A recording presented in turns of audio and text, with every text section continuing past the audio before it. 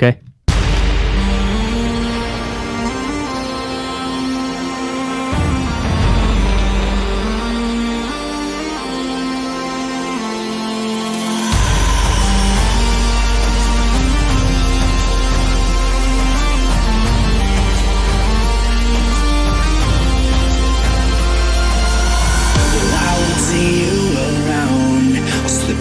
Sweet and somber, 'cause you can knock me down, but I will only come back stronger. Run from me and don't hurt. This could be our last word. Oh, please don't let me become a monster. Say you won't let go, I can't last much longer. Please don't let me become a monster. The moon that shines, I will explode like thunder.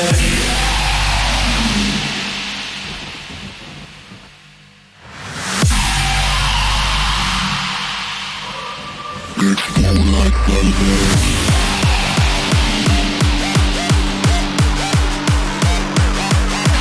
Please don't let me become a monster.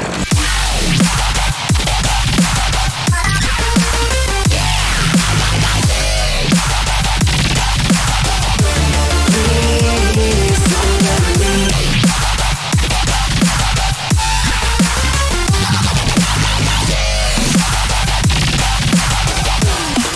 explode like thunder.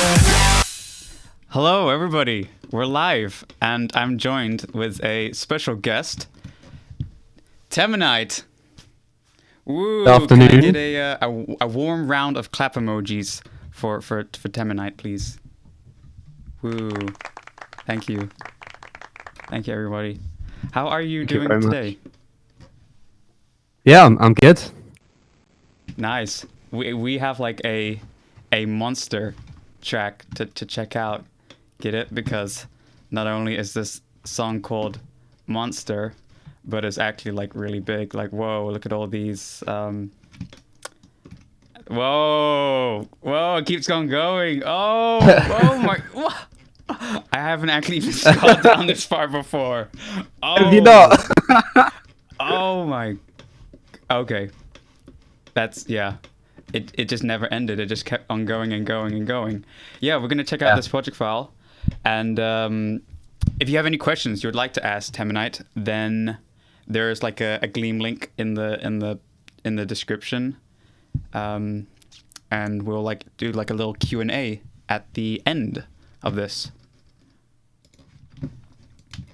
So, I guess, oh yeah, like maybe a little bit of introduction for like who you are, because you've had like quite a I would say successful dubstep career. You've had like quite a lot of like your tracks have done really well so far. Like on like Dubstep Gutter and yeah. you've just released your second album, Uprising.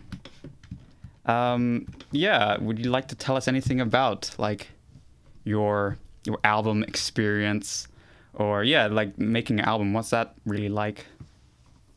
Well, with the Uprising album, it took me approximately 2 years to like actually finish. Wow. So yeah, some of the ideas were made in like 2017, beginning of 2017. Yeah.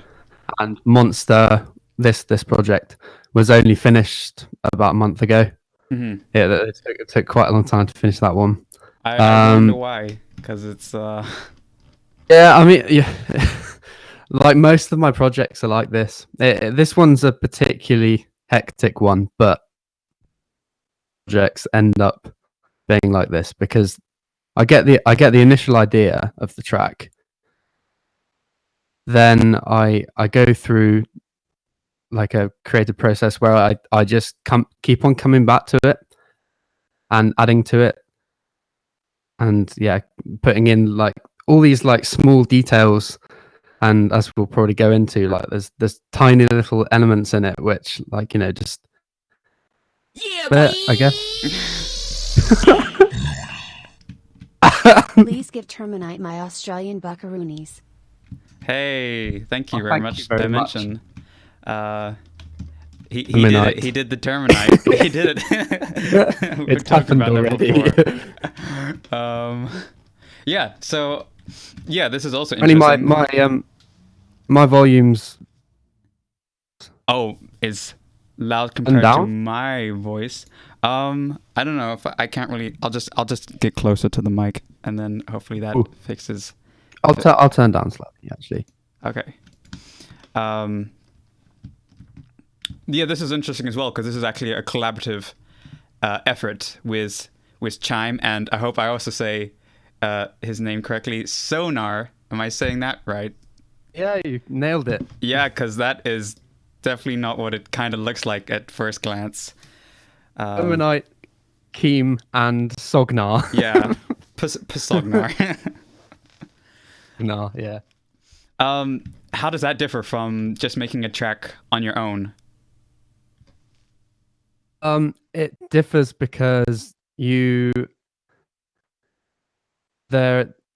this track there were some disagreements about structure and creative disagreements that with like and sort of we all meet in the middle at a certain with a certain idea because everyone's music taste is different, so we're not all going to like the exact same thing. Yeah. I guess it's different because you can't just do what you want all the time. You have to bear in mind that you're working with other people.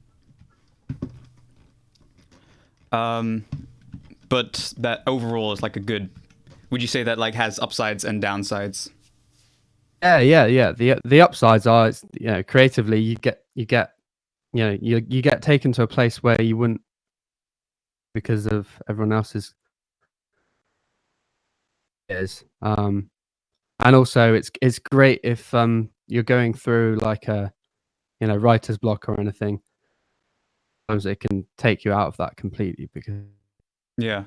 that gives you a good idea. You're like, oh, I can work with this, like instead of being stuck by yourself. Yeah, like the echo chamber inside your own mind. So it's great to get feedback from them on your ideas. I do notice that like there's a lot of like audios being bounced down to like stems, and is that also part of because it was like a collaboration? So like there might have been like libraries that you didn't have, so you got them down to audio so everybody could like still work. Yeah, it was essentially like the beginning of we all did bits of the production on this. PsoGnar wrote the beginning, the intro melody, and Chime did a load of the chorus bits and that. And so those stems you're seeing are Chime's Chime stems. Okay. Some of them are actually made, but I sent to him as stems first. Mm-hmm. But then he just sent them back along with. So yeah, the project's a mixture of stems and like synths. Yeah. Yeah, there's a lot of synths, and you can tell by all the automation stuff that usually that's kind of part of the sound design process. So let's, I suppose, just talk. Start at the beginning of the track. How do you start a track? The track originated from PsoGnar when he came to visit me in Leeds. He actually came he flew over and oh, nice. I've got a vlog coming out on Sunday of his trip over here, which is good. Features Chime as well. Boy! Oh, damn boy, good job getting a stream collab with this awesome boy. Love your tracks, specifically High Score and Senses Overload. thank you. Yeah, Eptic Alliance. He's a good guy. He's a really nice producer. Not Eptic, but Eptic Alliance. But he's really dope. Thank you. Oh yeah, so yeah, he came over and so you kind of like were in the studio together. Oh whoa, you kind of. I'm back. Nice. Don't know what happened then. Yeah. So he came up with the original. He had the song written already, sort of the lyrics, most of them. He had to write some of them, but he had the chorus specifically all done. And he hung it on a guitar to me, and I was like, oh yeah, we can work with that. And then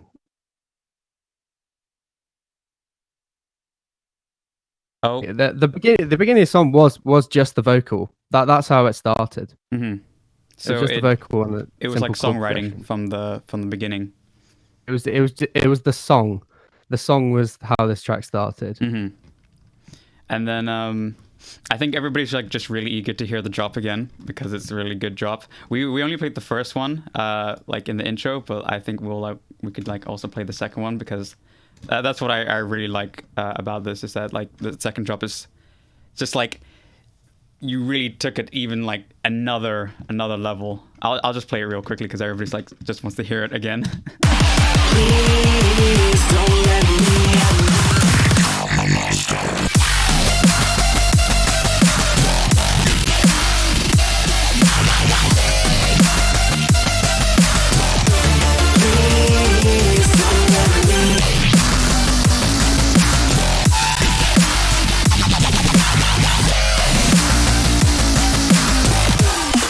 explode like thunder.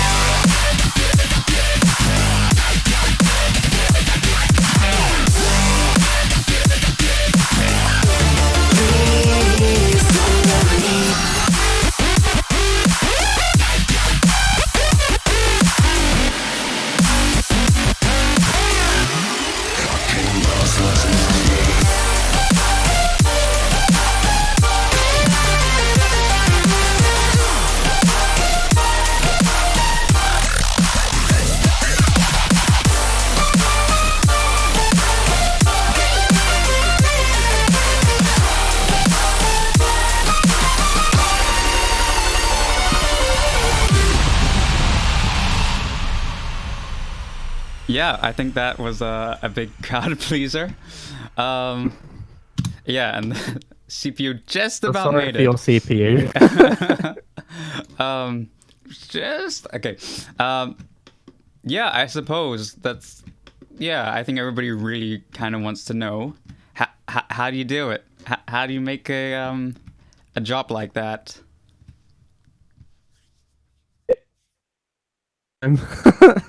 Okay, let's maybe start with the drums. Is that something you would start with, or just bass sound design though? Well, let's start with literally just putting basic drums there, basic drum pattern like I've got there. Yeah. Because I like to and work on the sound design while the drum loop is there. So have the drums on a loop, and then playing around with the automation of the presets whilst the drums are there. So yeah, start off with drums and then put pattern on there.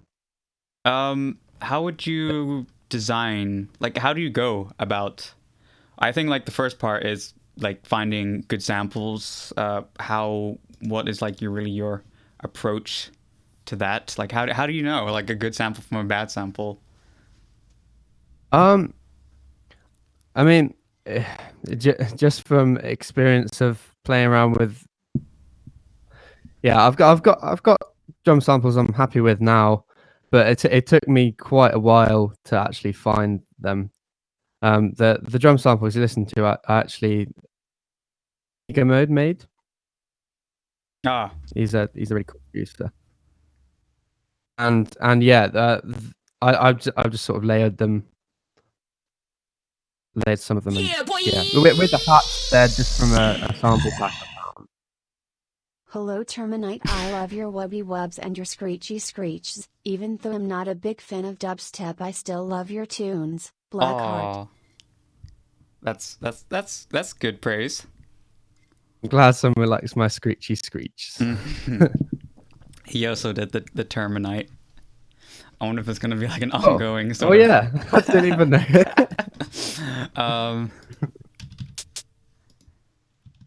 Yeah, there's lots of hi-hats here. Yeah, the hi-hats are just from a sample pack I found ages ago. Yeah, so it's basically just and like I've stuck with them. one hi-hat on the downbeat and then another one on the offbeat. Or even quicker than that, like every 16th or every 8th, I think. Yeah, they alternate. Yeah, it's not that complex really. It's just just a simple that I stick to. What I thought was really cool is that you also designed the snare by just a whole bunch of layers put together in kick, which you think, oh, that's for designing kicks because that's in the name, but no, you're using it to design snares. So you have actually two, like this is not, but like how would you go about layering a snare? So it's mainly that what you're hearing is the first sample, yellow one. But I've cut that short, so there's not much of a tail after it, and the one that's where the tail comes from. Yeah, boy. Oh, another message. Hey Dylan, quick Q. Which one should a beginner start with?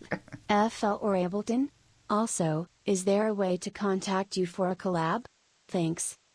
Yeah, I suppose like live on streams probably the best way. Yeah, that's pretty good way. What would you say, Teminite, to like Ableton or FL Studio? FL. I think it's actually really good to start with FL as well. It's pretty good. It's really good to start with, and it turns out it's really good to carry on with as well. I just that's love like another thing I should ask. Like how long have you been producing? Because it seems like you know what you're doing. Yeah, so I started the first time I started producing was I probably was about but I was using Mixcraft 5 on the school computers. Oh. It was terrible. but as I'd never done it before, and I'd always played piano and played my ideas down on there, but I never got a chance to actually being played back to me. So that was a lot of fun. And then I moved from Mixcraft to GarageBand.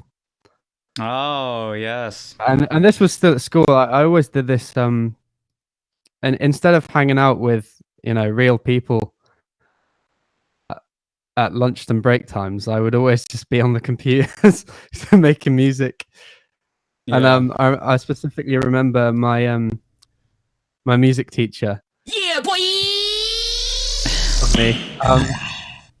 And saying like, do you actually have any friends? Like, why are you... Oh, that was just a message from Guess Who? It was from Sakai. He said, "Hello there. Also tell Sam he's stinky. Hey." Oh. Thank you. Yeah, your story of like starting out and like it's like that's like the iconic producer story of like neglecting social life just to make some sick beats. I enjoyed it so much, and it was like when I just started doing it, that's where it's kind of the most exciting because I'm new and it's it's a whole different ballpark really to there's playing music, and then there's listening to the stuff you've created.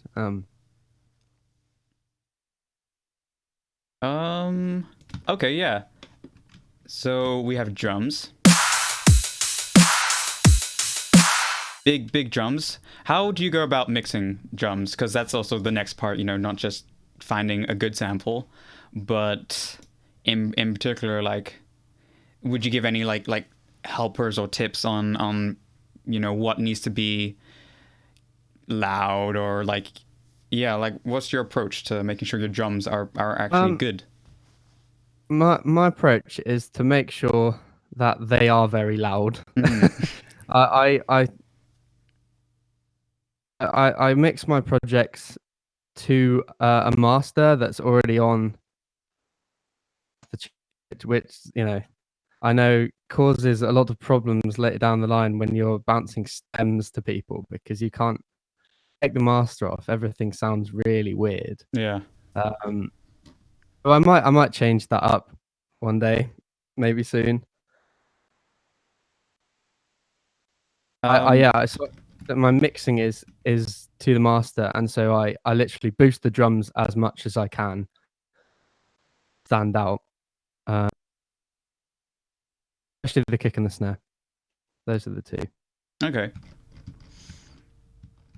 And then I suppose we can start talking with. Oh, and by the way, I'm not sure if you know, but like you can kind of group tracks together. So if you like right click on one of these things, and then it's not showing my menu, but if you click group, then you can like literally like just make it kind of go into the next like thing, and you can do that for like all the different groups together, and then you can make them all. I didn't know that. What does that so when you mute that, it mutes all of them? Yeah. So if you like hold down Alt, then it mutes all of them all at once. Plus you can even like fold them up.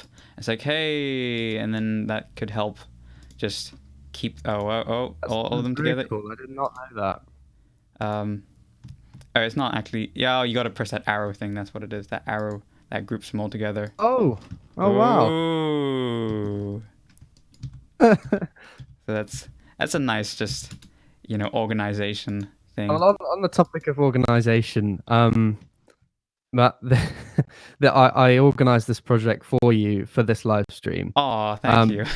Yeah, it's all right. But before there was no colors whatsoever.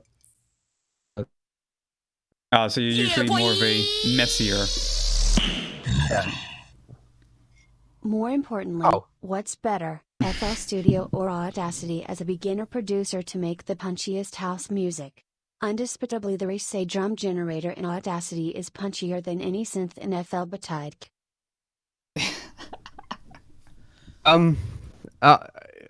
I definitely FL Studio.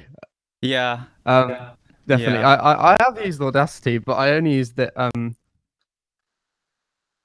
with audio, and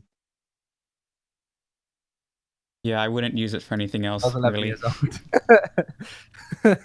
Yeah, FL Studio to answer that question. Yeah. Let's talk about basses. Yeah, I'll play the basses. Do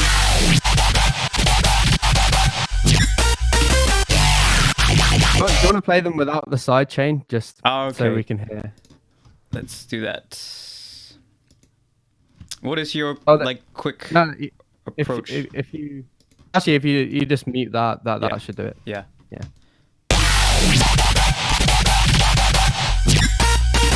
Oh yeah, I noticed, by the way. Yeah. Volume automation for sidechaining, which it works. There's it does do the job of sidechaining. Plus, you get to just draw it in exactly how you want it. I like the control it gives you, but at the end of the day, I know a lot of people do it differently. Yeah. I do things differently to a lot of people. There's a lot of MIDI in here. So. Yeah. Ooh. So I'm supposed like some of this is kind of like maybe ambience sort of stuff. Yes. Yeah. Okay. Let's. Those long sort of line things a bit high side over the top, and just make it a little bit fatter at the top. And this is an interesting one. It must be like.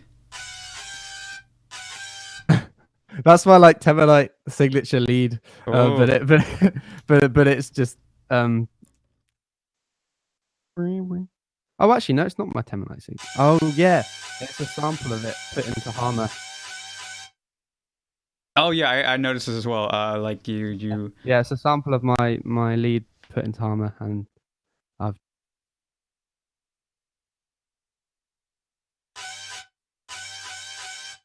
Okay, so there's lots of ambience things going on. Check out the bass number. Yeah, there's several, like the initial bass hit, the meow. Yeah. That's made up, as you can see, of a few. Yeah. They all. And to actually hear it, you're gonna have to hear it with the automation as well, or otherwise it. Yes. Okay. I make my basses not with I know a lot of people use the LFOs in the plugins. Call it, but I use automation clips on the. A few. I see you use a few automation clips. Just a couple of automation clips. I suppose it makes sense because you're also layering like lots of different synths at the same time. So yeah, let me also turn these on. How would you approach like layering synths together? If in any way particular. I mean, I just make sure that it'll, you don't want too much sort of clashing with frequency. As long as you sort of get rid of that low sub. Yeah. Yeah. Okay.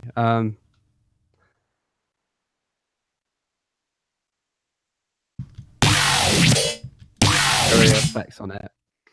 Yeah, there's also effects as well. OTT, good old OTT. EQ. On that one, there's not actually. Yeah, there's like a lot of muted ones on that one. 85. I suppose I can play like one layer at a time. So. Yeah. So that's a more simple layer. But then. Yeah, that's just a massive. Yeah. Yeah. There's that's what. Oh, it's because I turned it off.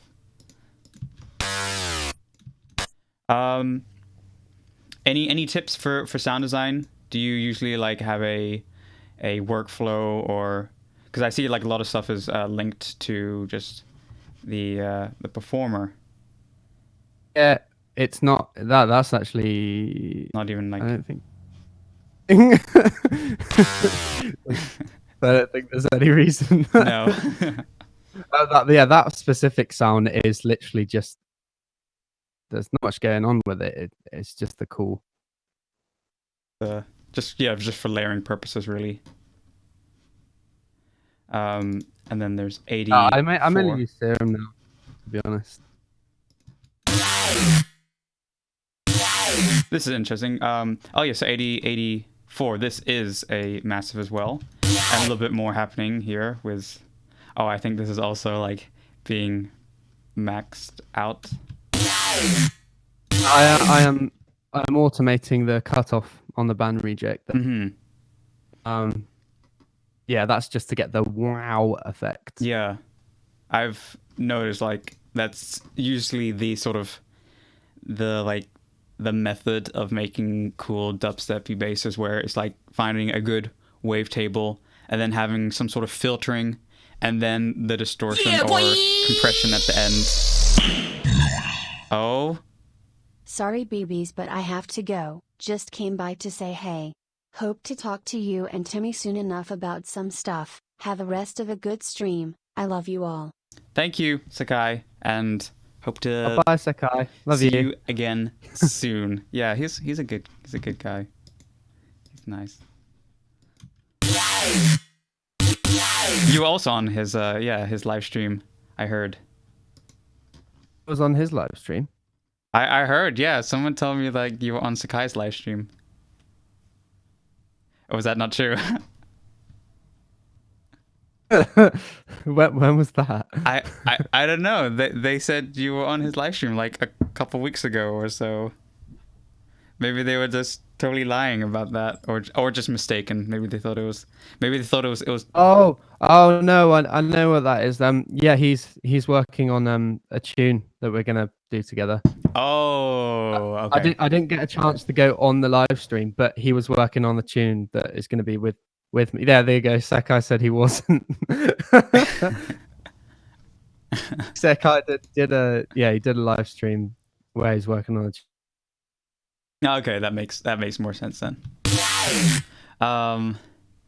Yeah, let's talk about the 3 OTTs in a row here.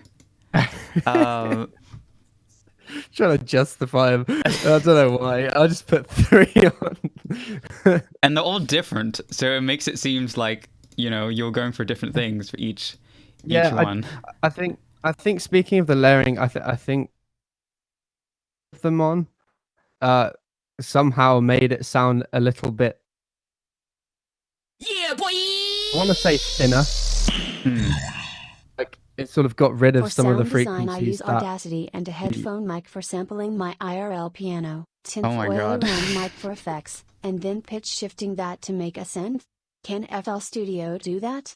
Or should I go back to using a kazoo instead?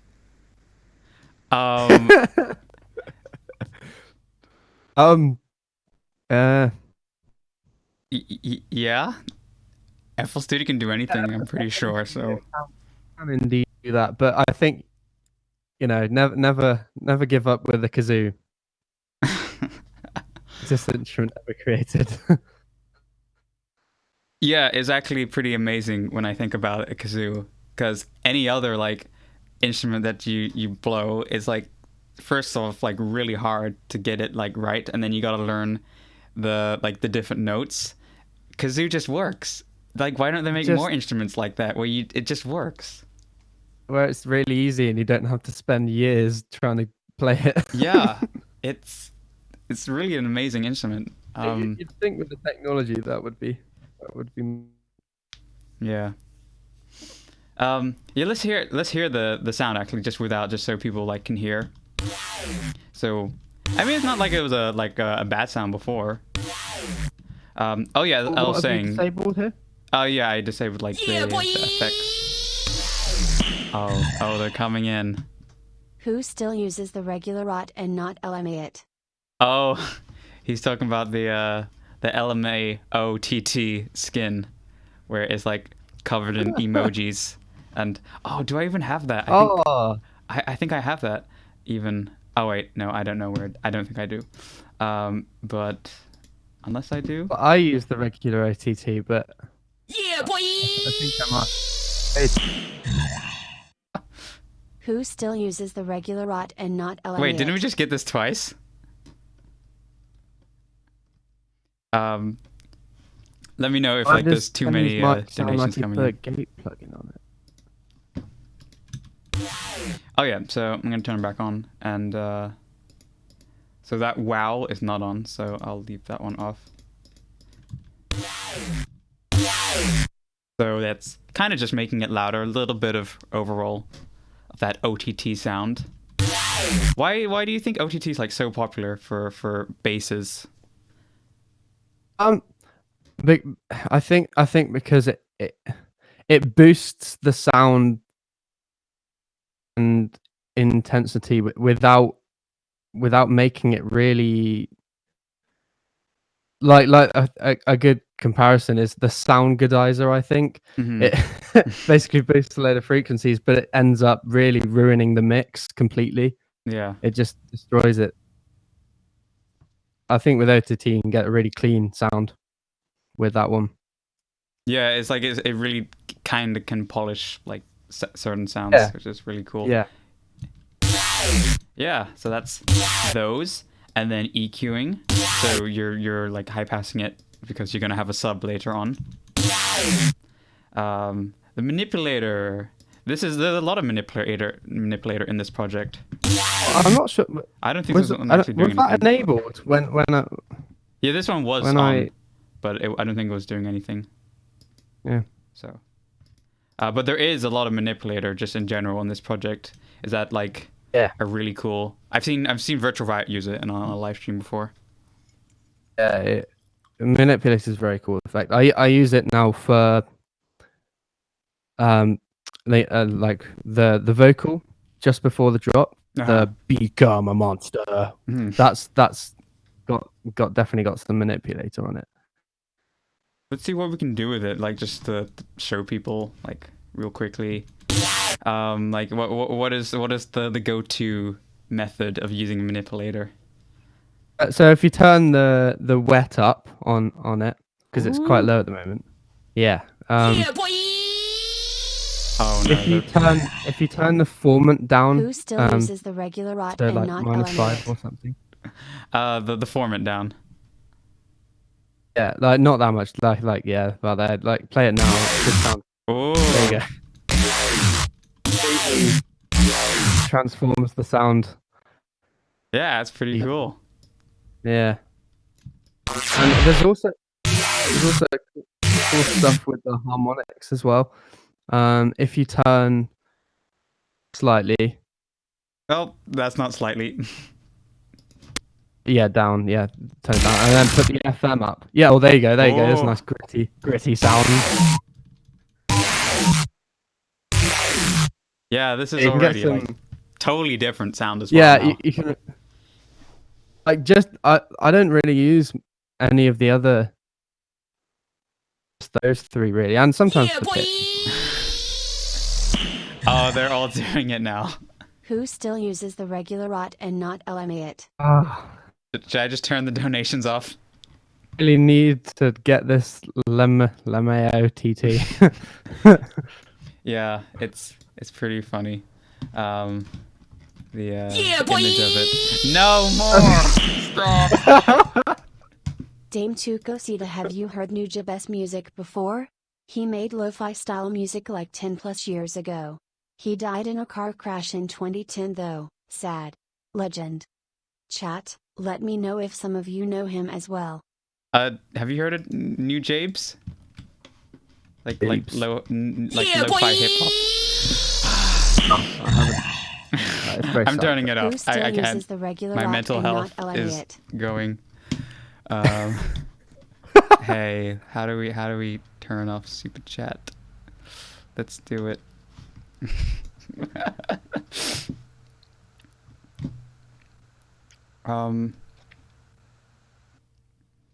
Let's see. Oh, he's about to do it. Actually, no, that didn't work. Hey, there we go. Disable. There we go. I'm sorry. We just need to focus on the dubsteps and no more LMA OTT questions. We'll get it. Okay. So that was just the first base. You haven't gone to the main one either. The main one of that bit. Mm-hmm. Yeah. Serum. Okay. Yeah. So we're not gonna use that. Also, you have a really short reverb. Is this? Yeah, I use that on a lot of stuff. This is just for room, right? Yeah. If you turn it, you should be able to hear a little difference in just how big it sounds. Wait, the DK. No, the wet. Because the wet's already like really high up, actually. So if you turn it off, turn it down. I'll just turn.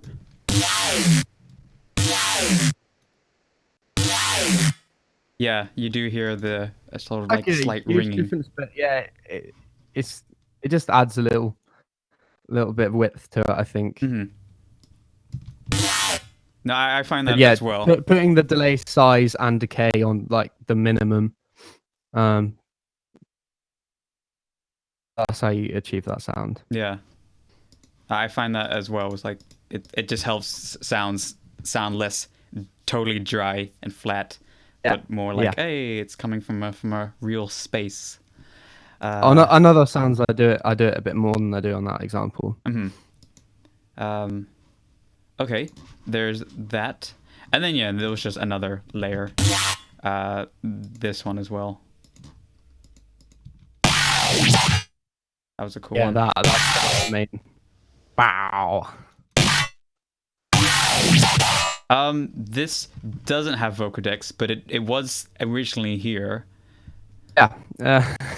You see, like how I've got Skrill growl on like loads of the channels. Yeah.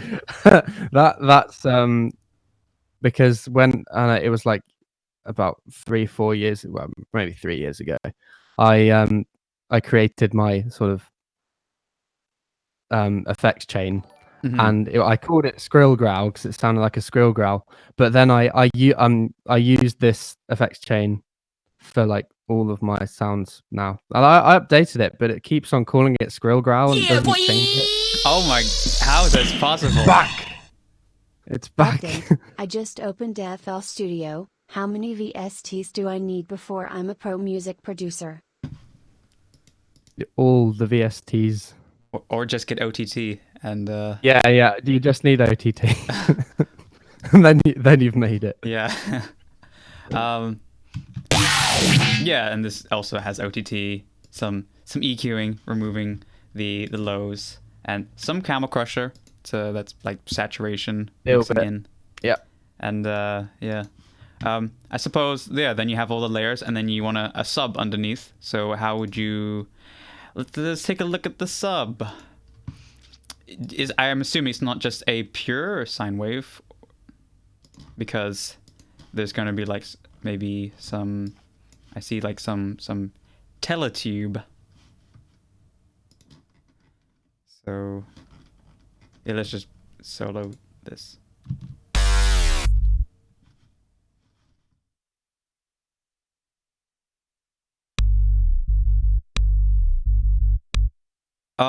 Yeah, so it's basically just like a sine wave. You do have a low pass on it. Yeah, just for removing the highs, I guess. Yeah, I mean, I just made this years ago. Thought it sounded good. I've used it as my sub ever since. Yeah, and yeah, just a bit of distortion on it to flatten it up a little bit. There's nothing much with that. I put I cut off the highs and the effects as well. Oh yeah, so not too many. The low frequencies. Yeah, and then and because you've high passed the other basses, then you're not going to get that phase cancellation or anything like that. It's good. And yeah, and then you can just like layer the sounds together. So Skrill growl. Oh hey.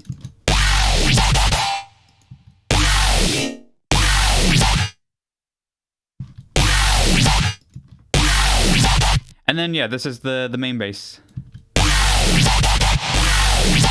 Yeah, I'll stop looping that. Wanna look at the Serum patch for that? Okay, yeah, so mostly done in Serum. Whoa, Serum 269. There's a lot of serums here. So what's going on here? So I've got a lot of things assigned to macro 1. Oh, you do. You have 19 things assigned to it. 19, yeah. So start. It's hard to describe what I've done. Thing I guess is the volume level on oscillator B. That's just the. So that must be. Yeah. So I've got the automated. I don't know if you. Do you want to try and find the automation? Yeah, let's look for macro. Bass. Oh yeah, so we what know is which it? serum it is. It's 269, unless it's If you changed. go, if you go find that. Ooh,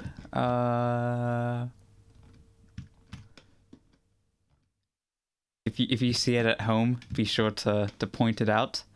Looking for oh, there it is. Oh, Wait, hey, nice. Well, this is cutoff actually. That one is the cutoff. yeah, no, up one. That one? I think it's that you were already there. I think. Well, it's gonna be one of these anyways. So, I don't know if it's too Maybe important. it isn't there. It is moving about, going like crazy. Oh, I could also just like play it. Try to find the actual automation. I think it's quite important with how I work. Okay, well that's all of them. It's got to be some of those. I suppose maybe it's just. I'll put this on if the you top. mute some of them, you'll find it. You'll find the automation if you mute some.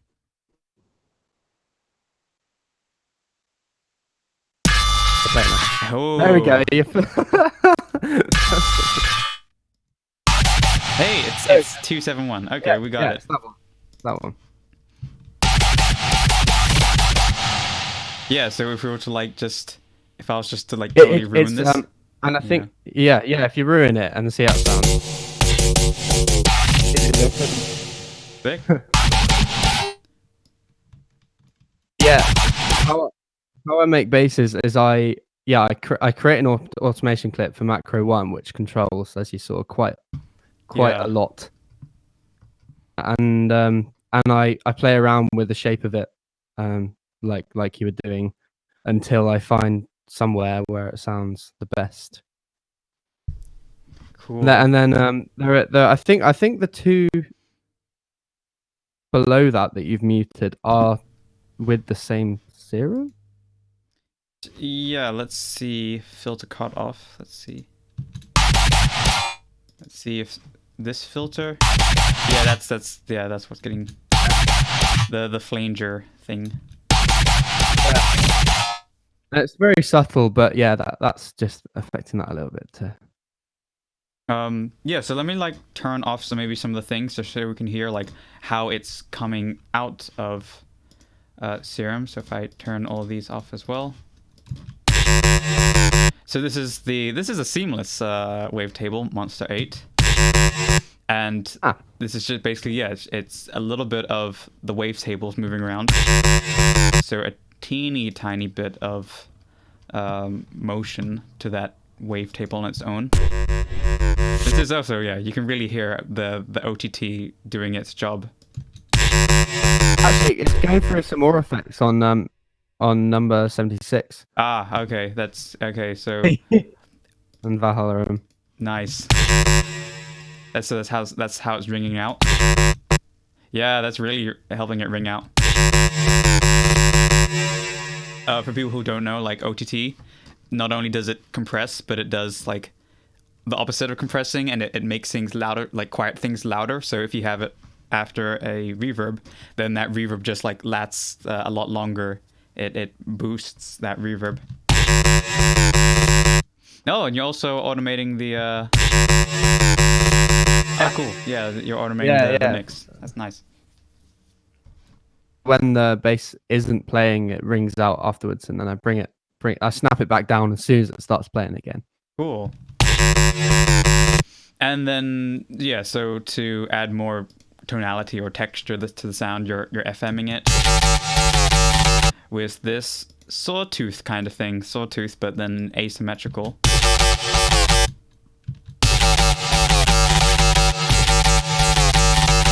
Cool. And noise. Do you find noise quite important when making?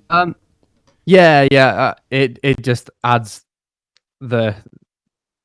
some high frequency to it that you wouldn't have had if you don't put it. Yeah, just a hiss essentially. Automate it like I have. It changes the pitch of it to go like that sort of. Yeah, I've never actually seen that before. That's like a really interesting thing, like automating that as well. And then the flanger thing. That does a lot. Yeah. That's almost like overbearing at first. Yeah. Yeah, it's weird listening to the sound just without the effects on it. Mm-hmm. I've never done this before. Never listened to backwards sound design with. Yeah, so if so, like when you're starting a sound from scratch, or do you more like just change existing sounds that you might already have? Yeah, I rarely create a sound from absolute scratch anymore. Sometimes I do when I'm feeling like I want to do that, but normally I just get a sound that I know already sounds like good, and I play around with it for can be days until it sounds good as a completely new sound. Thanks for head. Thank you. No worries. You're welcome, Smet. Anytime. It was a nice message. I'm so glad Super Chats didn't decide to miss that one out. Yeah. Okay.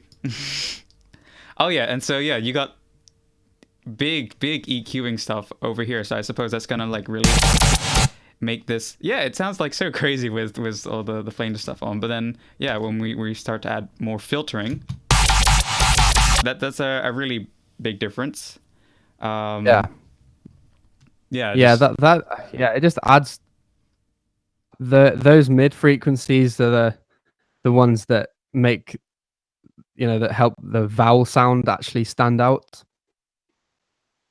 instead of it just helps that little peak there is helping that. Yeah, for like people who don't know, like these are like two. This is like one like positive notch, like a little bell curve on the EQ, and then another one that's going down in volume, and then they kind of move in opposite directions. They're kind of like overlapping with each other, so that it does create kind of vowely dubsteppy sounds. And then a reverb filter, which is making it very, very sort of like noisy in a way, really like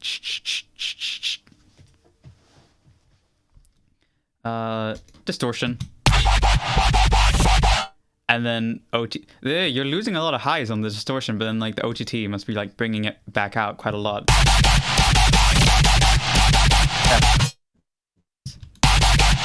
I think filter. If you turn that off, like what does that sound like again? Without this one? Without the reverb filter.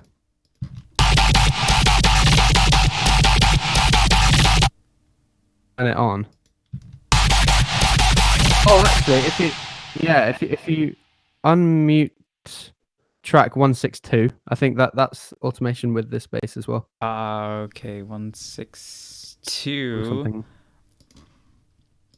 Might not do a lot, but. Oh, nice, yeah.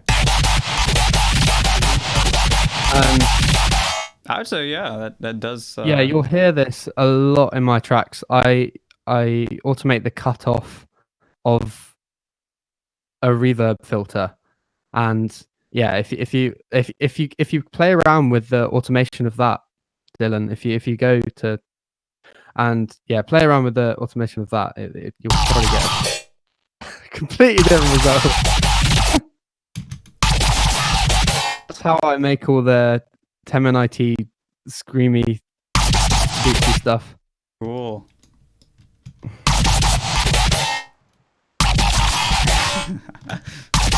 Yeah, let's do a lot of undoing to get it back to where it was. I spent a long time trying to get that shape. Yeah, and it's actually kind of like subtle. It's not huge stuff, but with the reverb filter, like even like teeny tiny like differences makes a really big difference. Completely different sound. Yeah. Yeah, so that's a really cool sound that you're doing a lot of automation to. I like the use of the macro, because then like I would do something similar, but then I usually just use the LFO in here, but then you can just draw whatever curve you want in the automation here, which is like a little bit easier, I think, than than LFO. Plus, you can like do as much changes as you want. You're not just stuck to one LFO. Yeah. That just repeats Yeah, that's over. the thing. I like the when you're creating the sound, because you've got everything laid out in front of you on a page, and something very small, it's easy to do. Yeah. And also, you're not stuck. You're not stuck with the same sort of pattern. Yeah. As you move along, the automation clips change. I just like to work like that. Yeah, that's very cool. Oh, so like all these, are these actually all being used, or were they just from like previous ideas that didn't end up? They're not. This stream They're is not making my senses overload. They use the quote, Teminite quote. Not a quote, actually. Yeah. So all the automation is not being used. They're from old Serum ideas which aren't being used anymore. Mhm. Some of them still are. Yeah. But yeah, I just didn't delete them because I think that's If You I don't know risk which is deleting which. something that I am using, Yeah. I lose track of, because it's never mind. It just ends up being really messy. I mean, it looks I kind cool. of enjoy it. I kind of enjoy working on the messy project for the creative purposes. I find that if I spend too much time working on thinking about the organization, I'm less creative generally. Wow. I think if you want to be the most creative and get the most creative ideas out in your like process, then you don't think about organization very much. No. Essentially, it works for me. I know a lot of people disagree with that, but that's Yes, sub, bass. I suppose like then you have your main bass, and now we got the drums as well, because we talked about the drums. Let's just turn the drums on again.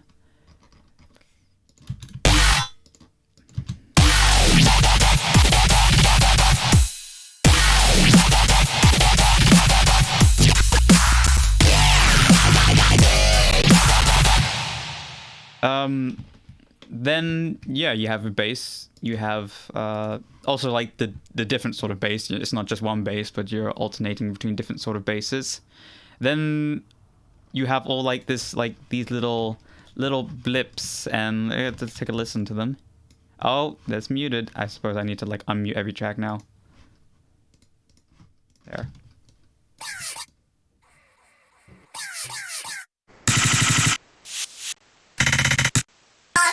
Like little glitches, little samples here and there. Is there any like... Scroll down, there's a lot more, I think. Oh... Actually, no, I'm wrong. I cleaned up the project. No, don't stop. There's no... Okay, yeah, they're just all there. I forgot I tidied it. Is there any really like method to this, or just kind of seeing what works, just like adding them in and be like, yeah, it's good? Yeah, over time working on it, I gradually add those little glitches here and there, just to it really adds quite a lot, really, if you mute them. Yeah, let's do that with our new group method. Ooh, so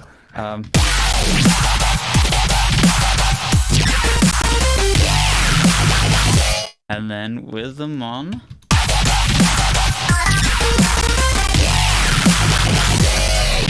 Yeah, like more phasers, more blips. Some of them are very subtle. Yeah. And you might not notice them when they're being played back to back, but and they still do something. Well, yeah, it's like maybe subconsciously, it's just even if it's hardly audible, it still adds to the overall mix. Yeah. Yeah, let's go a little bit back to the ambiences, because I thought that was also just really cool. Let's hear them without and see how of an impact that would be. Because your basses are still pretty like really big. They have the yeah. reverbs. It works. It works without those ambient stuff. But yeah, it just really adds to this. Another ambience aspect I like to add is a sound of a crowd screaming. Yes, I saw that. Let's take a look at that. So if you mute those high leads and the crowd, you might be able to hear a little bit more of a significant difference. Oh, crashes. I'll do the crashes as well, because, yeah, why not?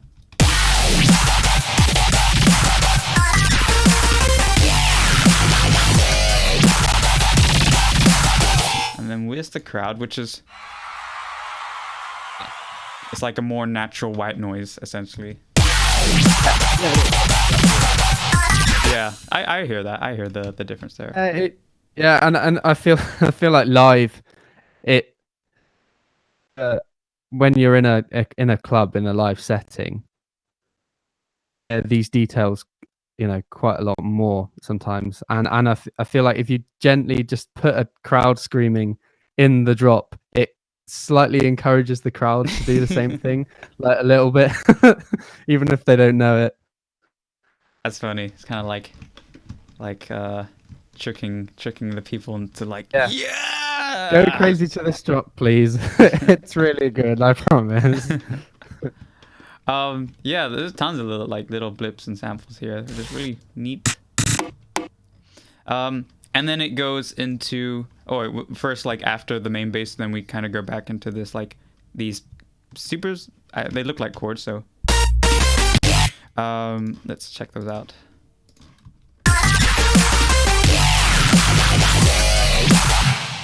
Oh, they're just on different octaves, but yeah, it's just like a couple lead sounds.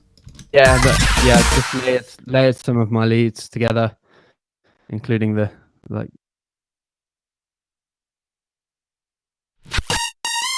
High pitched one. Okay, that's 28. Let's get 28 on. I see doubler, like, used a couple times. That's like a nice stereoizing thing. Yeah, pretty neat. I hear there's that thing in the background.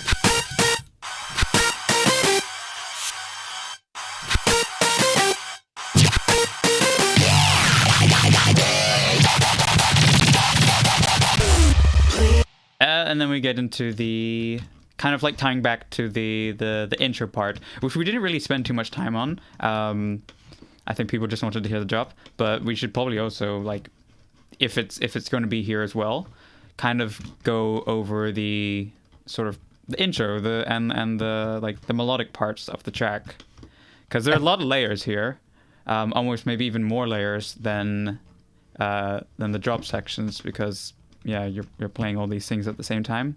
Yeah, so there's a choir. Let's check that out.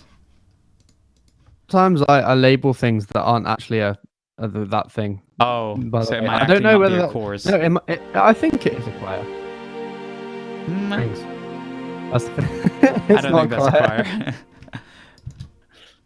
Oh, whoa, it's going crazy in the corner. That's me thinking, oh, I want a choir, and then deciding I don't want a choir anymore. Yeah.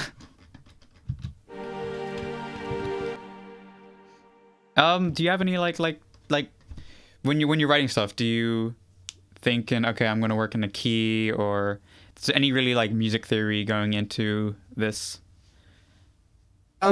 Yeah, I mean this track specifically, beginning PsoGnar gave me the. He came up with the chord progression already and all that, so I didn't have to think about chords in this one, but certainly with these strings, they voice lead quite well, because the top note stays the same, almost all the time, and little dip where it resolves to the chord. So it's like the the B flat, the A sharp, goes down to an A halfway through the chord, and then it comes back up. So sort of, yeah, there's that resolution there. Oh yeah, and then it did the thing. It did the thing. Have you ever had this happen to you? I'm not sure because you still use FL12, but like, yeah, if you have like pattern on and then you like click the wrong button, it just mutes everything in the whole entire project, which is pretty funny because that's not what I wanted. I didn't want it to mute everything.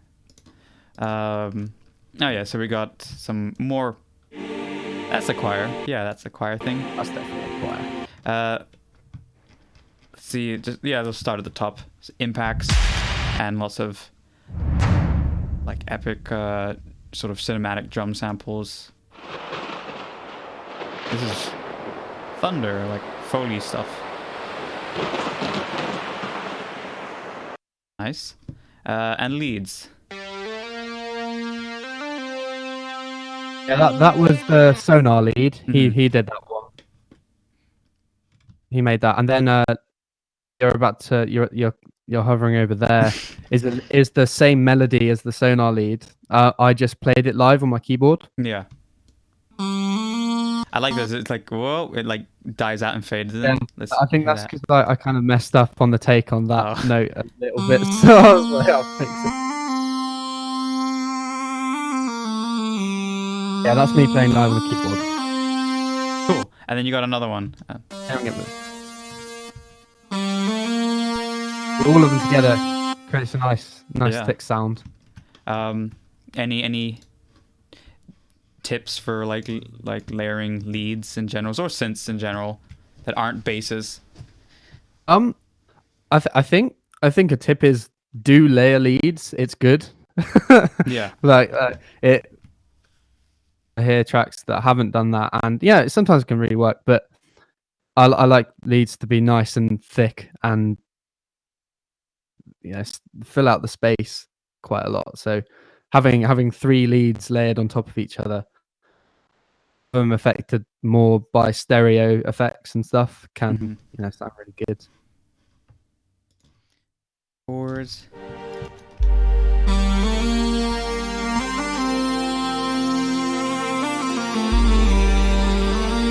These are good, the choir, because these are quite stereo, so they really kind of like surround you, where the other ones are like more in the center, so you get like a real good like surround sound of layers going on, which is pretty nice. Big wall of sound. Oh! Yeah, boy! Hey, Sam Casket wanted us to tell you he's here, and hi, Dylan. Do you know Casket? Casket. Oh, do they mean Cascoby? Kaskott. Cascott. But well, he's there, and he wants to say, oh, Cascoby. Yeah. I think that's what they're talking about. I think they might mean Cascoby. Hello, Cascoby. Welcome to the Teminite show. Woo. We haven't been using those enough. I will admit, like they've kind of like I've kind of forgotten about those were there, but I like the lead, the second lead that comes in. It's very nice.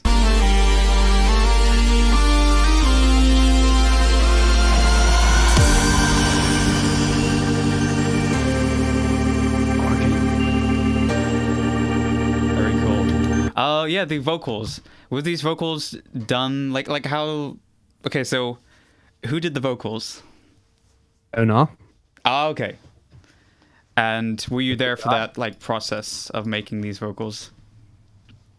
Yes, but I wasn't there for the recording of the final vocal. But he came to at the beginning with the most of the vocals written that he wrote at the time as well. But yeah, he made the vocal. Okay. But I will only come back stronger. Run from me and don't hurt. And we're getting more of a build-up stuff, extra drums, more of the cinematic kind of stuff. Any good cinematic like libraries to go check out? Definitely Action Strikes. Action Strikes. That's for Contact.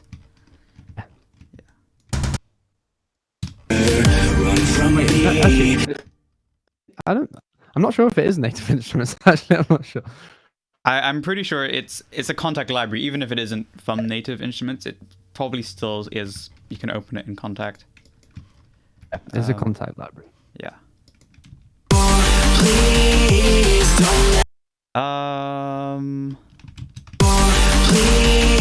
Yeah. So this is also like a lot of stems for the sub, and the bass is pretty cool. They're the chime This stems. is the chime sound. That sound was made while we were all in the room together making the song. What gives it that kind of sound? I mean, to answer that would be the man himself, Chime, but it definitely sounds like he's... Hang on, play it again.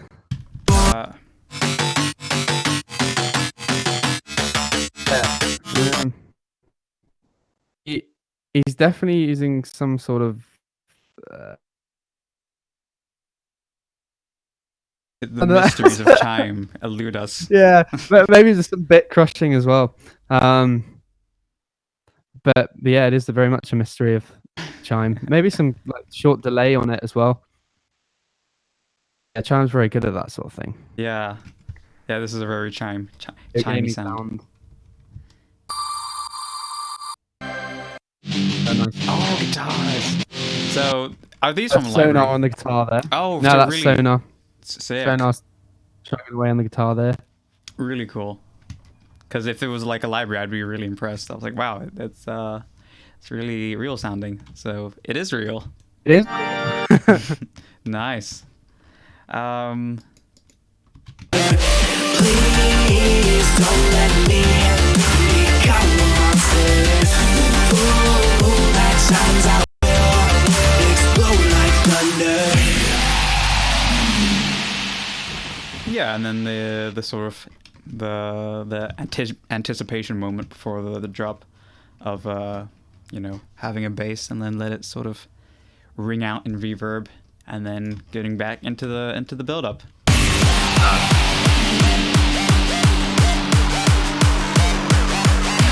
Please don't let me.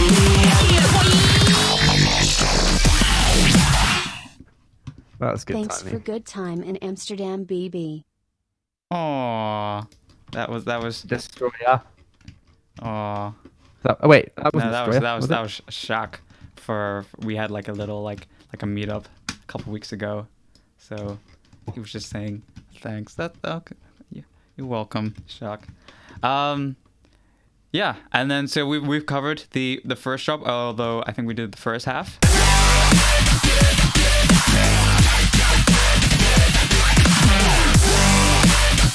There's like an extra sort of layer on top of the initial sort of drop bass. Whoa.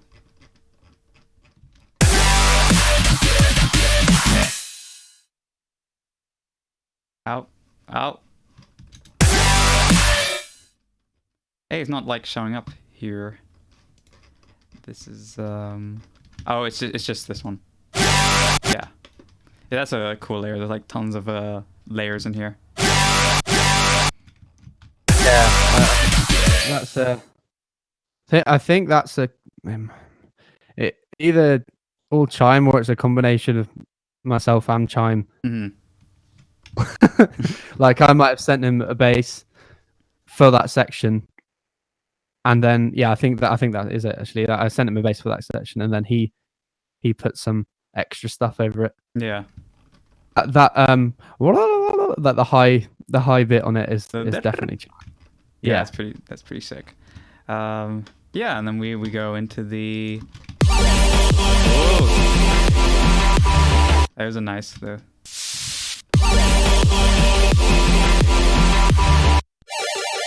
Very pretty. Are these also like a chime? Chime sound? Yeah. Yeah. It's very... Like even his bass sounds just kind of have that sort of 8-bit quality to them, which is kind of funny. He's definitely got a really good signature sound.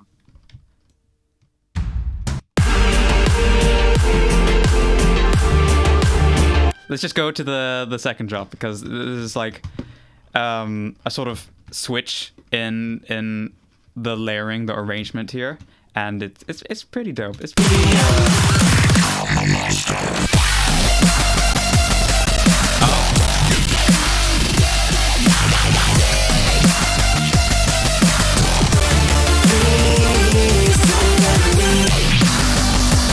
Okay, how would you go from like a second, like from a first drop to a second drop? Like, what is your approach to creating something new, but still like not like, whoa, it's just a completely different track? Yeah, so I copy and paste the first drop onto the where that I want the second drop to be, for starters.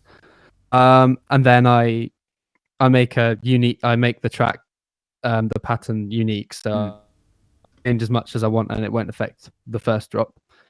I leave like the initial bass hits like move 50% of the first drop, and the which part it is just depends on the track, but yeah, I decided to move the wah wah wah wah wah wah wah wah wah. I decided to cut that out, and replace it with a higher, more you can actually hear a note rather than the other one's more just sound design, like growling. noise. Yeah. Yeah, let's like take a listen to that sound and. Only the automation. The automation's very important. But though it's still interesting to hear without how much that's having an impact. So one of these are gonna be the right one. They're probably at the bottom. Yeah. Because it was one of the last. It was the last sound I made on this. Yeah. Okay, these. There we go. So again, I'm probably gonna assume this is like a big macro controlling everything. Yeah. There's a different wavetable this time here. I really like that wavetable. Actually, I use that a lot. This is like the first one, like I think analog. Yeah, nice. And then no like flanger this time. Let's see what we can like do with this. Like I'm just gonna ruin it and see how much an effect. Whoa. Yeah, let's leave it up there. And this is actually, this is also going to its own track this time. Hey, that's a big difference with all the effects. That's quite a big difference. Yeah. I'll turn them on one by one, and then we can see how it's getting affected. So Serum effects. Ooh, that's yeah. I think there's only compression going on there. I think. Do you actually think there's a difference between the Serum OTT? I mean, the multi-band and the plugin, because they're made by the same, like, it's all experts, it's all Steve Duda. I'm gonna be honest. I didn't actually know that the Serum compressor was OTT. Well, I don't think it is. It's just the skin that was made for me. Someone. Yeah, I haven't got that skin, so I've never seen. I should probably just put it back. Like default skin just says, it doesn't even want to change. That's all right. We can keep it there. Hey, there we go. Oh, there it is. Yeah, that's normally what I see. So I didn't know it was OTT. I think it's OTT because it's got the same sort of orange green bands. There's no depth though, so that makes me think. Well, I was like, oh, what is the depth? Is that threshold? I don't know. There's no time, so it's not exactly the same. There is like different controls. but it's interesting nonetheless. The reverb.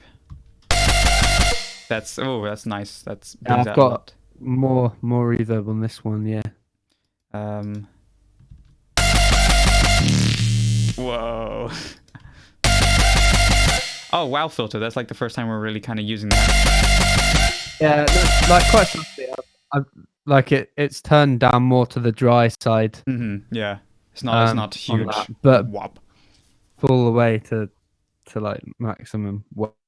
Yeah, if it can take away some of the beefy frequencies and it'll sound cool, but yeah, I prefer it without. Yeah, and then just some EQing and more reverb. This is the short one, just like on the initial bass sound, just for that room, and then it's getting sidechained. Yeah, I think the effects, especially like the reverb, is just what makes it sound so big of a sound. Yeah, absolutely. And then yeah, let's turn those back on. Oh yeah, the pitch of that sound is being automated as well. So like ba ba ba ba ba ba ba ba ba ba. Okay. Go all the way down.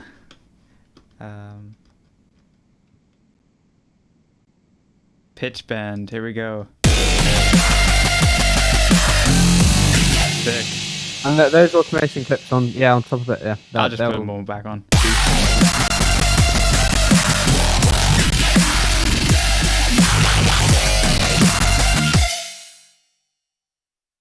Yeah, and then it alternates to this second patch. Just ever so slightly different sort of sound. I wanted it to have like the sort of same notes as the other one though. It's like that same and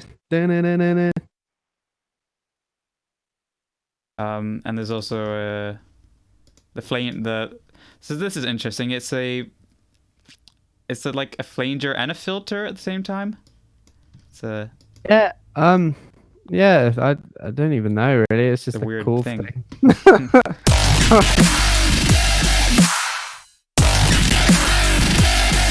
Yeah, it does make a difference and it's pretty cool.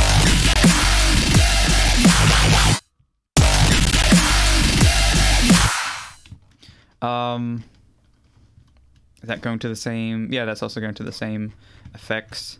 So I'm assuming like that was one of the things that like duplicated and then made changes, alterations to the duplicated version and the automation clips. And just played around with it.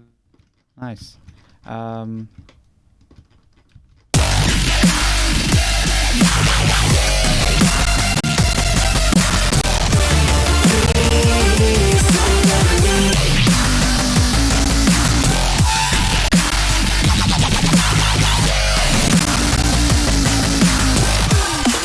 Explode like thunder. Yeah, and then just more kind of the same, like duplicating it, finding so you do go back to like the first bass sound for this area, and then probably be like difference in the automation clips. If we go to the right one, then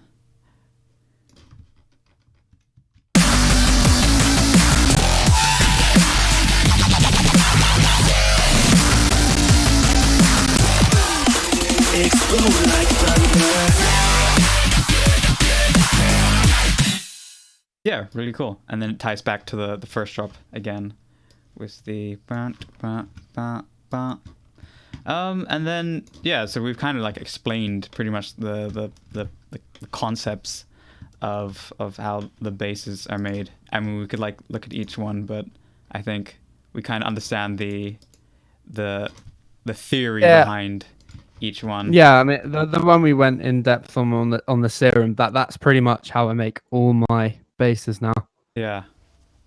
And it's just like it's a process, long process of just finding a good starting sound, filtering it, and Yeah, the right effects. Get one good sound and then duplicate it and try making another good sound, and there you have a drop.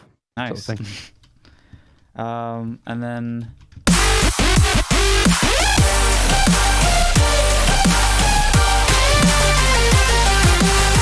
Let's take a look at the lead, because it is a really fun lead. Yeah, this is what you're talking about with the layers. That definitely does sound cool when it's not just the one sound on its own. So that's just a massive layer.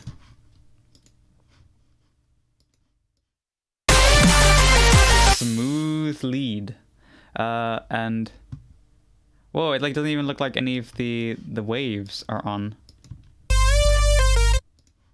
Like if I look inside, it's like whoa. Oh no, okay, that one's on. So that's a saw with some chorus and it's quite simple, that one. Yeah. But then you're also layering it with other lead sounds. If you find it, there's that specific lead is I recorded it on my keyboard as well. Okay. Just like the intro. There it is, yeah. That's not it. That's I think that's Chime's stuff. Maybe, yeah, there it is. There it is. Sick. Yeah, octaving leads as well. That's a good one. Nice. Make it sound bigger. Is that something you would want to do for like live performances? Because that's something that I probably should have brought up a little bit earlier. But like in your video State of Mind, where you're doing like the live performance and you're you're playing the leads live. Is that like something you would want to incorporate in like live performances? Are you talking about octaving it? No. Just like using like leads and playing live on your keyboard. Yes. Yeah, absolutely. That's the year for 2019. I'm going to be focusing pretty much 100% on live performance. So expect many more videos like the State of Mind one. Really cool. Yeah, that's really cool. But yeah, that's what artistically makes me most satisfied. Mm-hmm. Oh. And also the saxophone combo is pretty dope. Yeah, no, I'm working on that. Yeah, leads.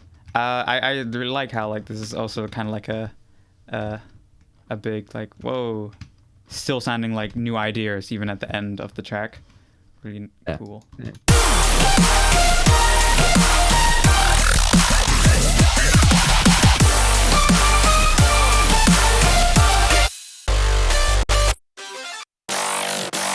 Where are the chords coming from? Hey. Nice.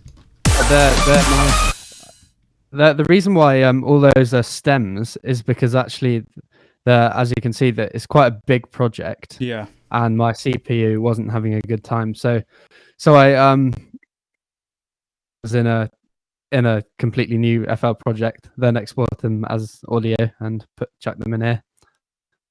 That's why they're not synths. The best for this live stream as well, because like mine's like just at 99 pretty much the whole time. Yeah, and CPU saws are pretty intensive.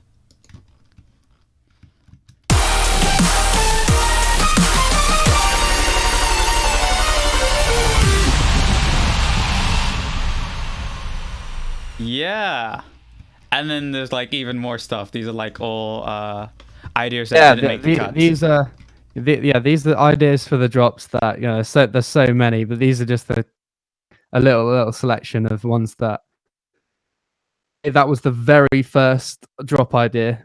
Oh, okay. That was made. Let's check this one out.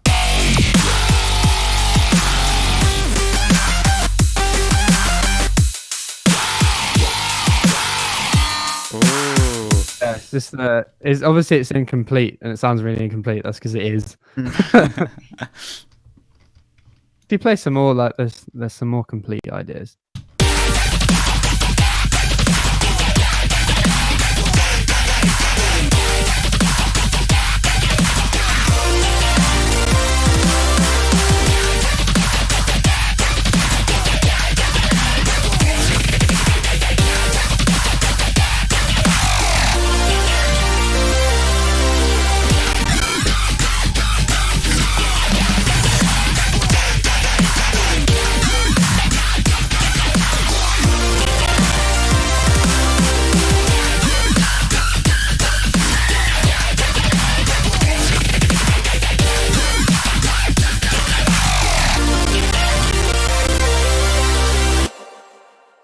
Yeah, that almost made the cut.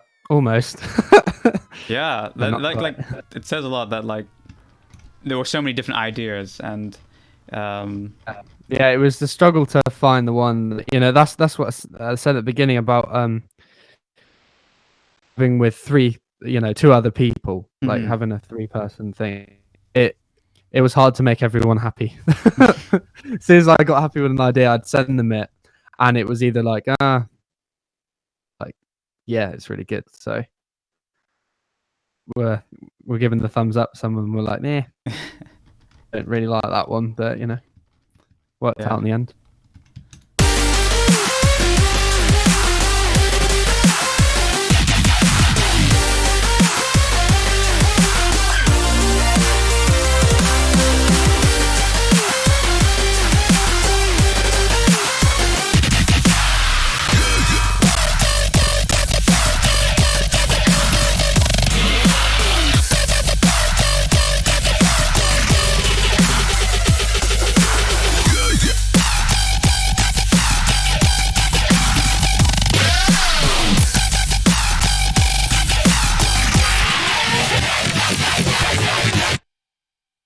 Yeah, those are drop ideas that sadly will never be. Oh, that's like a real shame because some of these I still think like could be worked probably into like a future. I mean, yeah, maybe some of them. Which ones are your favorite?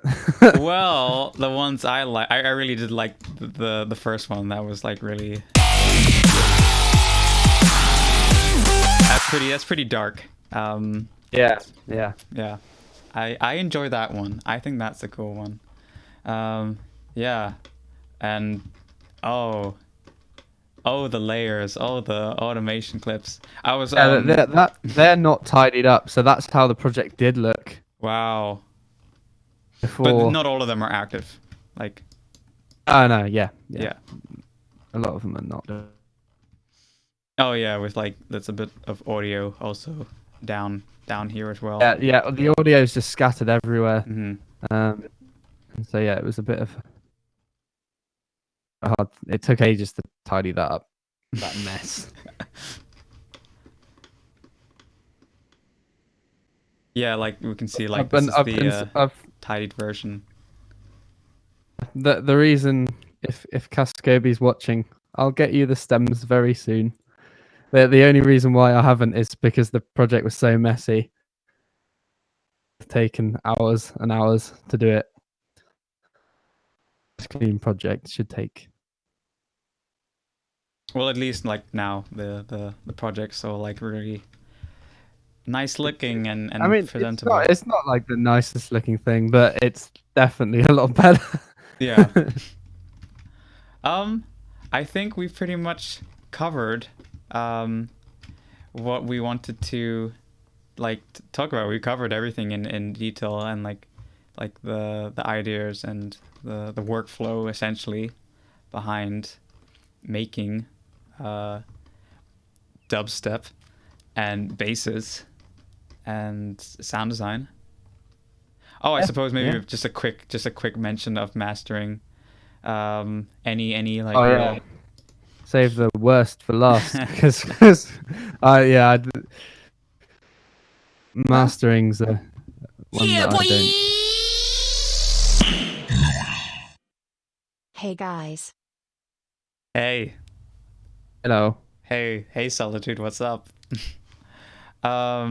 Whoa. So, big EQ. Yeah. The mid-side EQ was something Barely Alive told me to do back in the day when I won their remix contest, but I had the sub in stereo.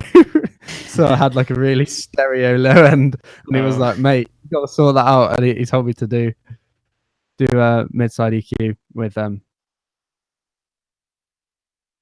Yeah, and then stereo imaging.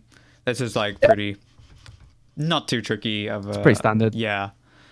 Just making like high things a bit more high.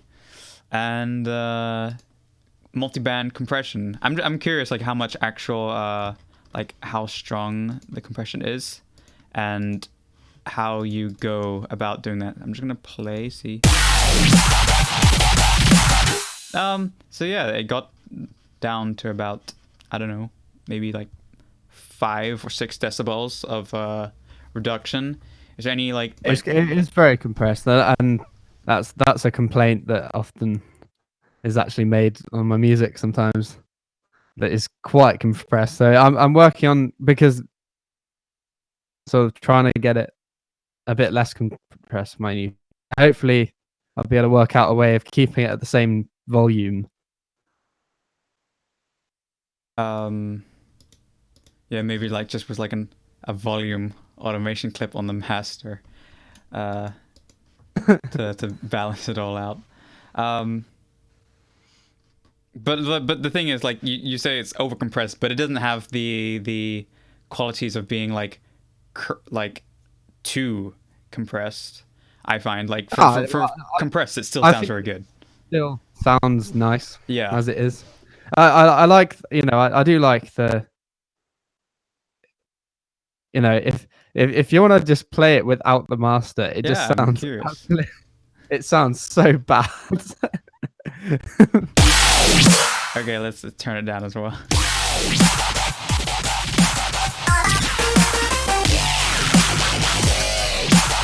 But you did say that like you kind of early on in the process you already like have the limiter on Ozone. Yeah, since the word go, it's always on. Hey guys, loving the stream. When are you gonna collab then? #BillyTimeSmile. We're doing it now. We're like collaborating on a stream effort of educating people. That's was that when are me and you gonna collab? Yeah, I think that's what they were implying. So Billy time. #Billy time. Billy. Oh, it's Billy. Yeah. No, hello. Hi, Billy. Mate. Yeah. Okay. So then that was the mastering. I think we should like do like some quick Q&As. We did say it, so let's do like a speed round of because I don't want to like hold you up too long because you have an interview later today. You have an interview. So your EDM one. Oh, sick. There's a guy called London. Yeah. It's for his channel.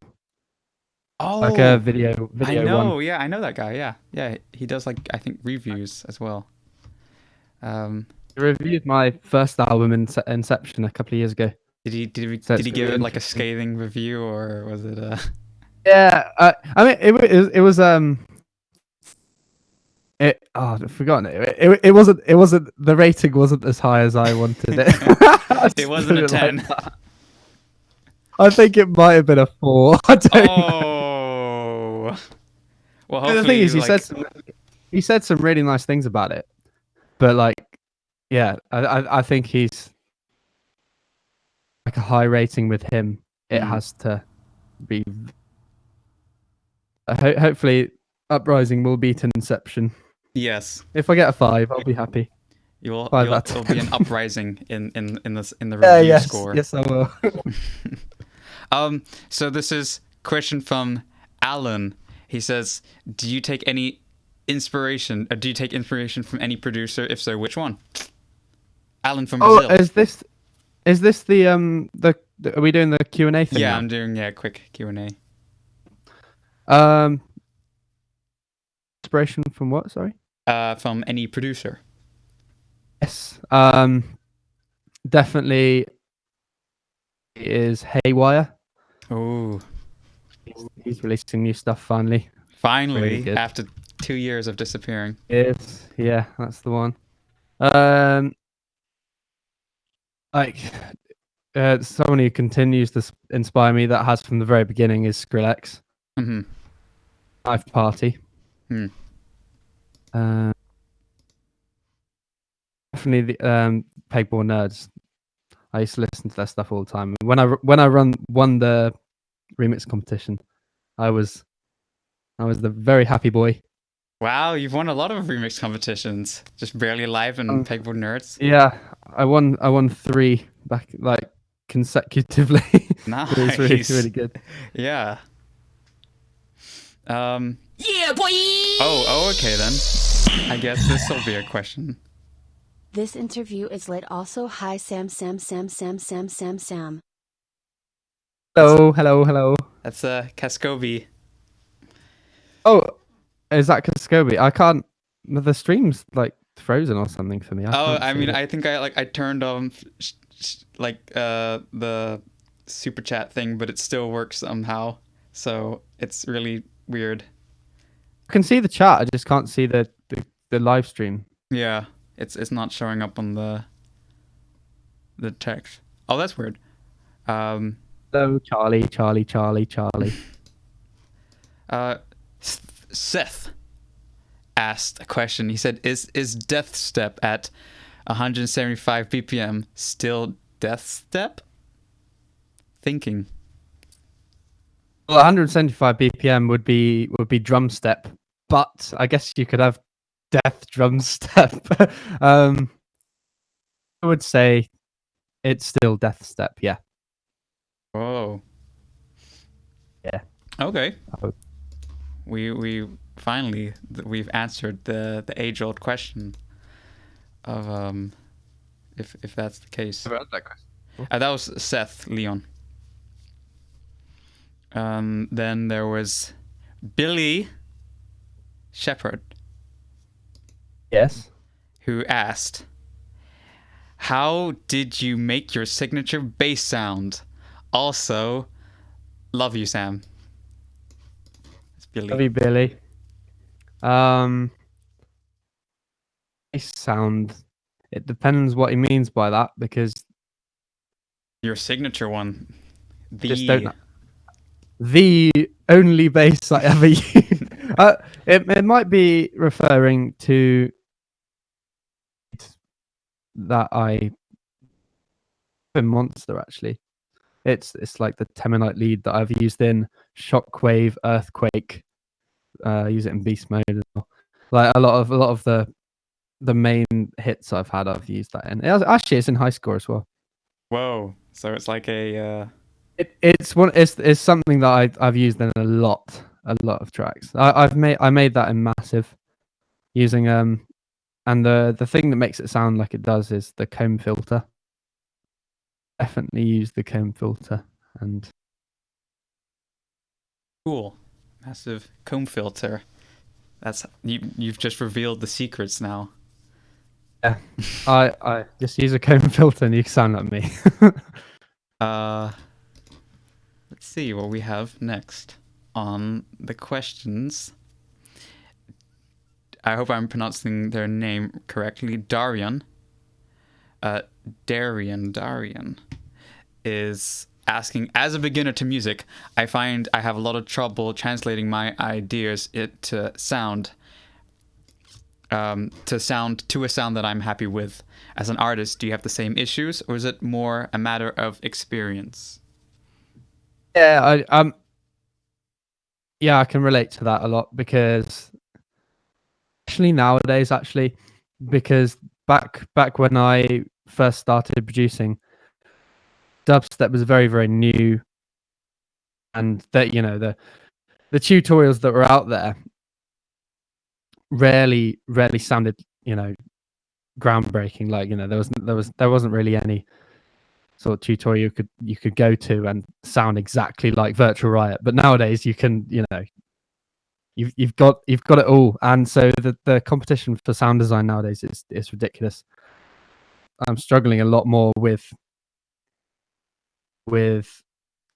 the sounds that I'm making and the sounds I want to make, because competition. And if you make a sound, you know, that sounds like someone else, you know, it's there for not. Yeah, you get called out, or you know, it doesn't sound that original, and I always want to sound like I'm creating something new, you know, taking something new to the table. So Yeah, I'd recommend it. You know, it does come with experience and with a lot of work. You've just got to put the time in. You know, months trying to get a sound to sound right. With it. and the stuff to get onto a new project. Oh, what? So yeah, Yeah.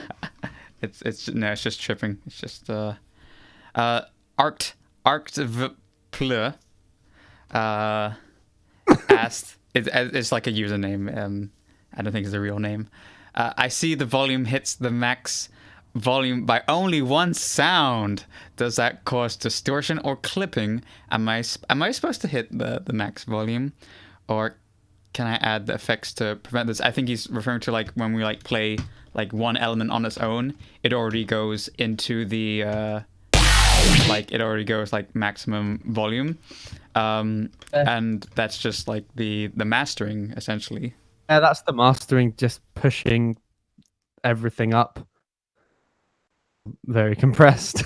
Yeah. So it's yeah. more limiting than like clipping. Although it probably is clipping about it though. you can get away with it though in like, you know, dubstep a little easier because that you can get away with it. I have been for my entire career. so and people still like my music somehow. I have a question from Timothy. He says, how do you get your pre-vocal drop to sound so raw and robotic? Oh, the do you want to quickly look at it? Yeah. There's gonna in this project you're not gonna get the. I bounced the audio. There's a vocoder. Yeah, that's the main one. It's a vocoder. So I record the audio comes from my voice, and I do this thing where like I do the thing that beatboxers do, where I go become a monster like that. So if I do that on a mic, it really certain frequencies to the raw audio, and then if you put that into a vocodex, and I've add a carrier, like a sound. So there's a tutorial on this that Seamless does very well. If you search on YouTube like Seamless vocoder or something, explain it very well. But yeah, you have a vocal, no, sorry, a synth that's being vocoded by a audio sound. So you make your and your then voice kind of sound like the synth. And then I added a manipulator onto this specific one to get it. Yeah. Nice. Hope that answers. I kind of wish we could have heard the version without any like. No, what I can do, if you open the, do you remember the first bass hit on the drop? Yeah. On that is the carrier bass I use to create that vocoder. So okay. I can show you that. Is it all of them layered or just one? Just one. Just the first massive. Okay. The number 10.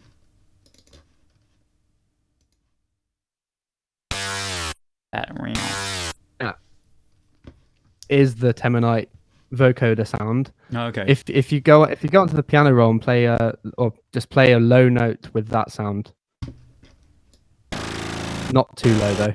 No, a bit. Oh, there we go. Okay. That sound, and then that along with "Become a Monster" like that, you get the end result. Sick. That's how you do it. Vocodex, essentially. Yeah. Okay. Let's do one more question. One last question.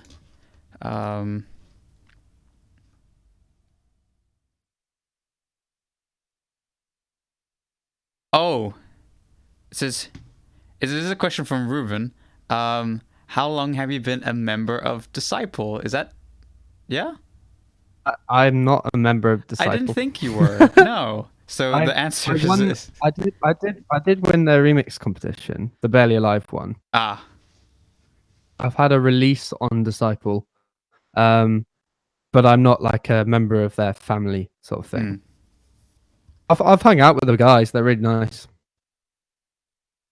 You know, sort of got to know some of them. yeah. And done a show or two with them, but I'm not part of Disciple. Independent musician. So, I think that kind of wraps up the live stream and this project. We were quite I think way longer than I even expected, because there was just so much stuff really to cover and talk quite about. a hefty project. Yeah, it's a monster of a project.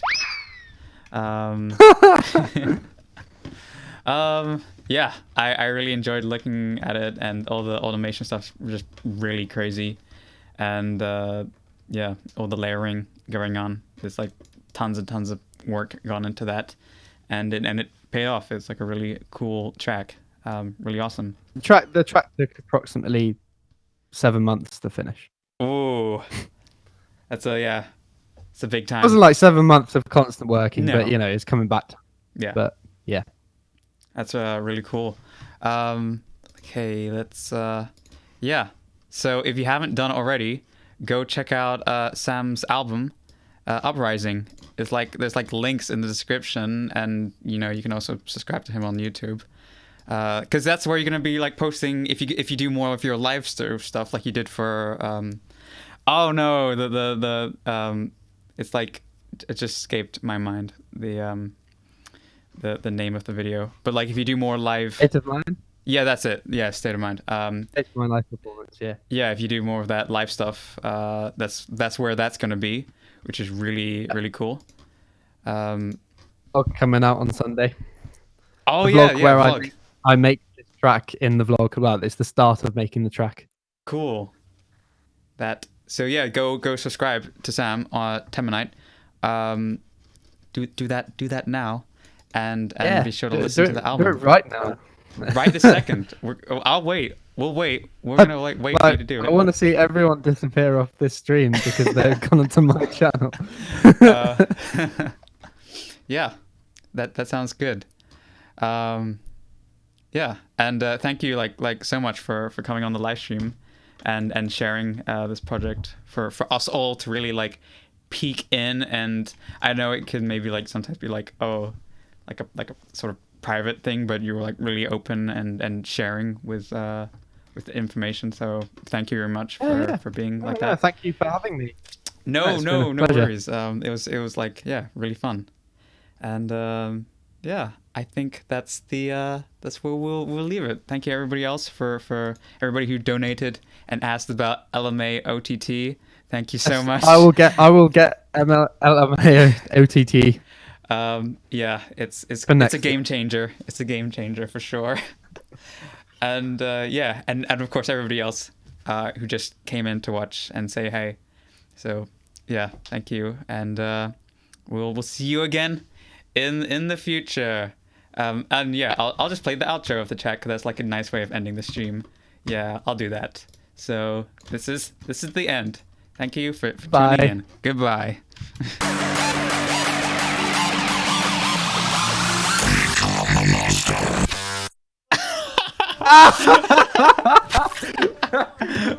Oh my god, such an epic outro. Okay, I'm just gonna end it there because I don't think I can top that. Okay, I'm